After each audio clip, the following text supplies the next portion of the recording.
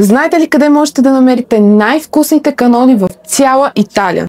Това място е със соле, маре и салциче.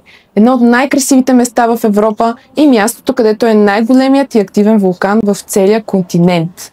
И е само на 1 час полет от България. И най-вече ще разберете от какво да се пазите най-много в Сицилия. Здравейте, аз съм Любомира и съм екскурсовод от екип Бохемия, който води в Сицилия.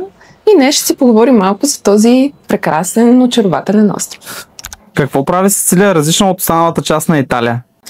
Сицилия като цяло очарова с нейния много красив южно-италиански барок, който е според мен един от най-красивите архитектурни стилове, които изобщо се срещат в Италия.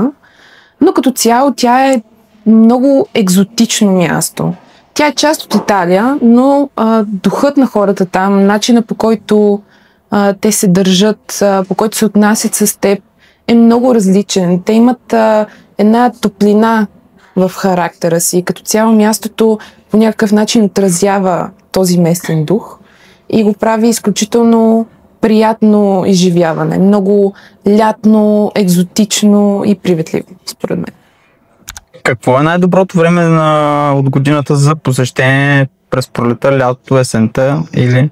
Значи, зависи за какво искате да отидете. Ако искате да разгледате историческите обекти, да научите малко повече история, да обикаляте повече, силно препоръчвам да отидете пролета или есента. Тогава температурите не са твърде високи и можете да разглеждате без по никакъв начин да се притеснявате да ви става твърде горещо.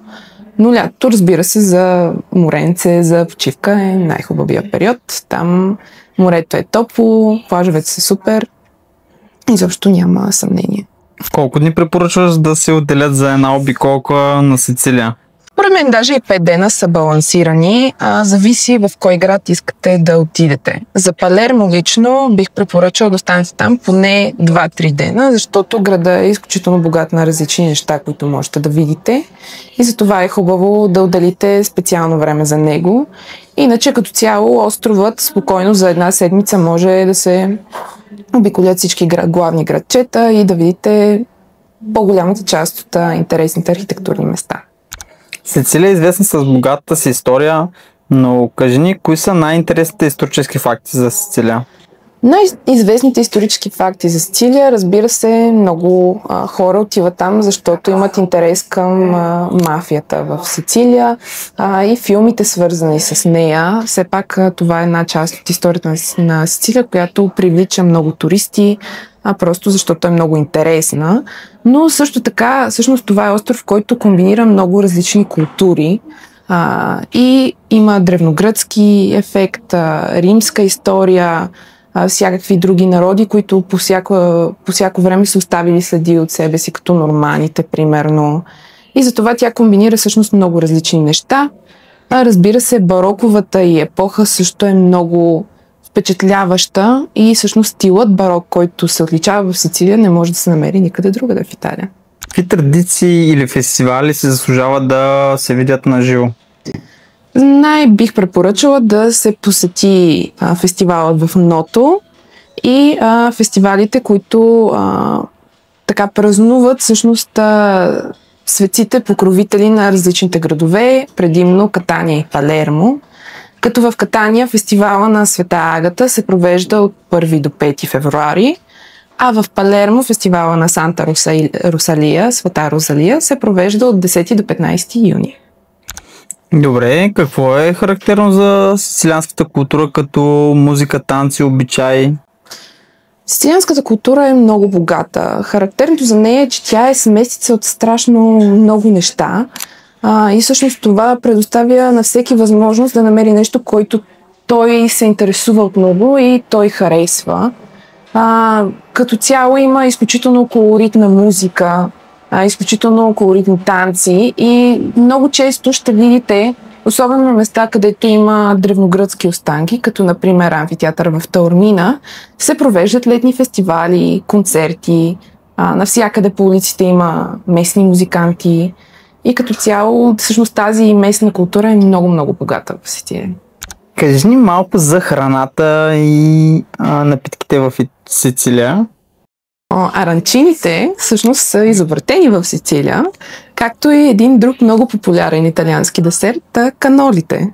Много хора не го знаят това, но всъщност в Таормина е поставен Гинес рекорда за най-голям канол в целия свят. И даже в днешно време може да се посети работилницата, в която този рекорд е поставен. Като цяло, иначе, сицилианците много обичат риба, тъй като все пак островът се изхранва много главно от риболов. Обичат всякакви ястия с риба.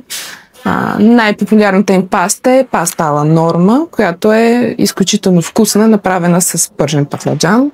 Лично много силно я препоръчвам. И друго нещо, което специално около района на Катания много се яде, което любителите на месо може би биха се осмелили да пробват, е конското месо е много популярно. Иначе сицилианците също обичат навсякъде на пица, на паста, на десерти да си поръсят малко шанфастък. Шанфастъка е главен отрасъл в Сицилия и да го с всичко. Просто сицилианските десерти с шанфастък са несравними. А нещо относно така италианските вина в региона на Сицилия, ликьорите, които имате? Ликьорите, те са много специални. В Сицилия са много популярни плодовите ликьори, като най-известният всъщност е ликьорът на Етна, Фоко ди Етна, огънят на Етна, с много ярко червен цвят и много силен процент алкохол.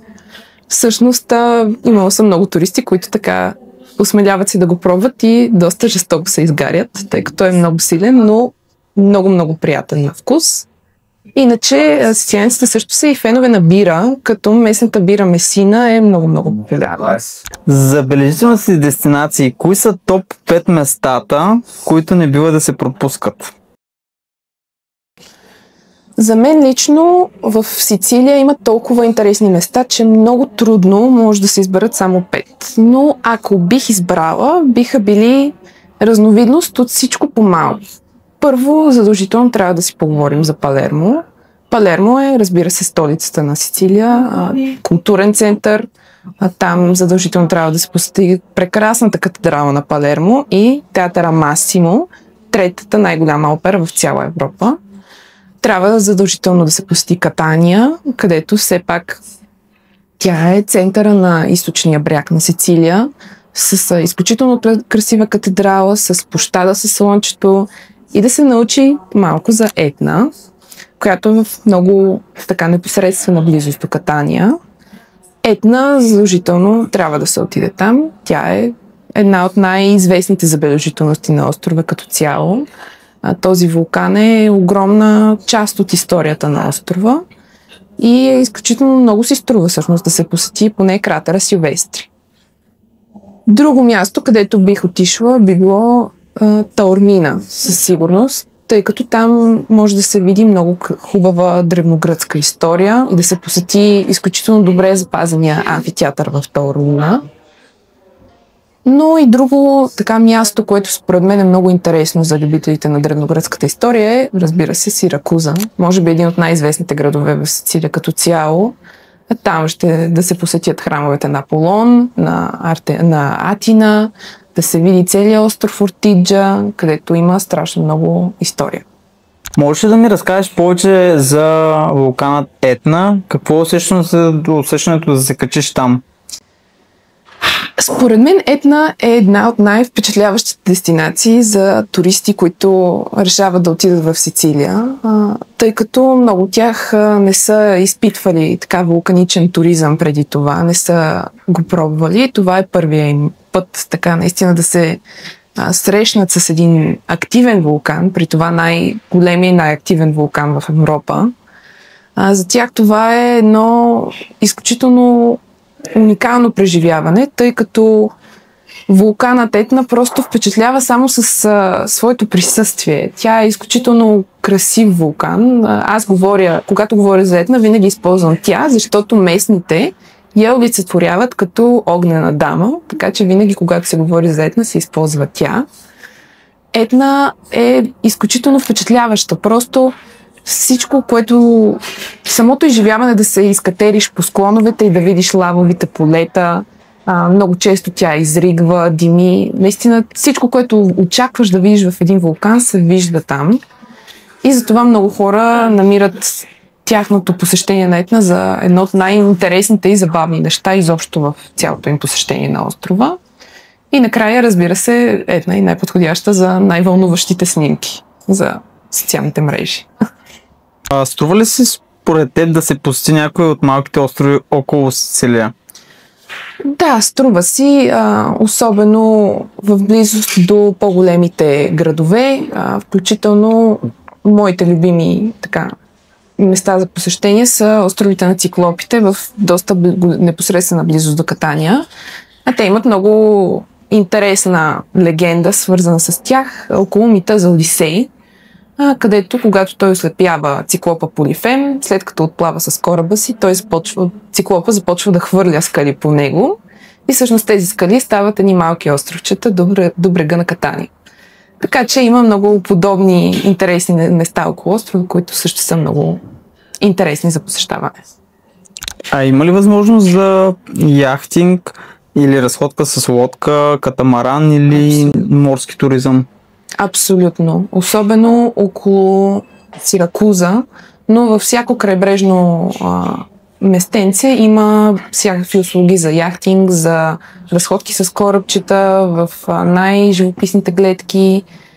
Изключително развита е тази част на туризма в Сицилия, като даже всъщност цените не са толкова зле, абсолютно в свободното време може да се направи разходка с лодка около островчетата, например, или около брега. Какви документи и валута са нужни за този регион? Сицилия е част от Европейския съюз, така че е нужна само лична карта, ако сте, разбира се, от България, предполагам, че сте. Валутата е евро, стандартно евро. Даже бих искала да отбележа, че Сицилия е доста по-достъпна, отколкото останалата част на Италия, в смисъл, като си говорим специално за цени. Доста по-евтина е като почивка, в сравнение, например, с Северна Италия, където всички знаем, че нещата са доста скъпи. Така че бих препоръчала за тези, които искат даже по-бюджетна почивка някъде на екзотично място или за море, пак могат да изберат Сицилия, защото всичко е много подходящо за бюджетна екскурзия даже. Може ли да дадеш някакъв практически съвет, когато пътуваме до Сицилия? Например, да избегнем някакви такива тип туристически капани, да се насладим на автентична атмосфера или какво да вземем със себе си, за какво да внимаваме, как да се подготвим, с какъв багаж? Значи, първият и най-важният ми съвет е: не забравяйте колко е важен кремът за слънце. Слънцето в Сицилия е изключително силно и много лъжливо. Изгарянето става страшно бързо и е много тежко, тъй като слънцето там просто изобщо не прощава. Така че вземете си и си слагайте крем за слънце без да спирате. Никога не го забравяйте, защото съм имала много случаи, където после съм страдала. Другото най-важно е, че всичките продукти, свързани с шамфастък, с всичките видове мед, които намирате в повечето туристически магазинчета, можете да ги намерите в супермаркета. В туристическите магазинчета те са по-украсени, но наистина много надуват цените и много от тези неща ги продават в абсолютно всеки магазин. Така че ако си прецените, например, да си вземете крем от шамфастък, който е много вкусен, можете вместо да дадете 20 евро в магазин, че да си го вземете от супермаркета за 4 евро. Кое е най-старото нещо, което може да се види на острова, или някакъв мит или легенда, която се знае за Сицилия? Най-известният мит, който така обгръща Сицилия, всъщност е този за Одисей. Пътешествието на Одисей е много тясно свързано с острова и много от неговите спирки са точно по бреговете на Сицилия. Има много митове, свързани с Етна, в старогръцки митове, които са много интересни. Като цяло смята се, че точно на бреговете на Сицилия всъщност Хадес отвлича Персефона, като в Катания на ЖП гарата може да се види статуята на Хадес как отвлича Персефона, но иначе има много изключително стари, всъщност древни останки в различните градове. като специално в Сиракуза могат да се видят едни от най-старите. Сиракуза е много добре запазена като цяло. Храма на Минерва, храма на Аполон, изворът на Аретуза, според мен е един от най-интересните обекти, като всичките тези места са били част от оригиналната крепост в древногръцко време. Какъв е твоят топ съвет за хората, които ще пътуват там за първи път? Моят топ съвет е да отидете с енергия и позитивизъм, тъй като мястото, на което вие ще отидете, е едно от най-красивите изобщо в Европа и не е случайно то е едно от най-популярните туристически дестинации изобщо в света. Отидете там с мисълта, че ще научите страшно много, ще видите страшно интересни места и ще хапнете, разбира се, много вкусна храна. И по никакъв начин не се оставяйте на всякакви притеснения, свързани, например, с времето или с какво ни не друго, да ви премахнат това вълнение от това изживяване. Просто отидете с хубава енергия и хубав дух, защото това място определено изисква много от това. Имаме страшно много дестинации в Сицилия, като програми. Имаме комбинирани с други дестинации в Италия, имаме, разбира се, и индивидуални, които аз най-често водя 5-дневната. Имаме 5-дневна, имаме уикенд с 3 дни, ако някой има по-малко свободно време. И, разбира се, имаме много дълга 7-дневна, която обикаля почти целия остров и има няколко нощувки в Палермо, предостатъчно да разгледате целия град. Така че имаме почивки, които са в близост до Катания, почивки в близост до Палермо, в северната част, където най-много желаете, имаме общо взето дестинация за това място и програма. Така че елате в офиса, допитайте се, ще ви кажем всичко в детайл и ви очакваме. Супер.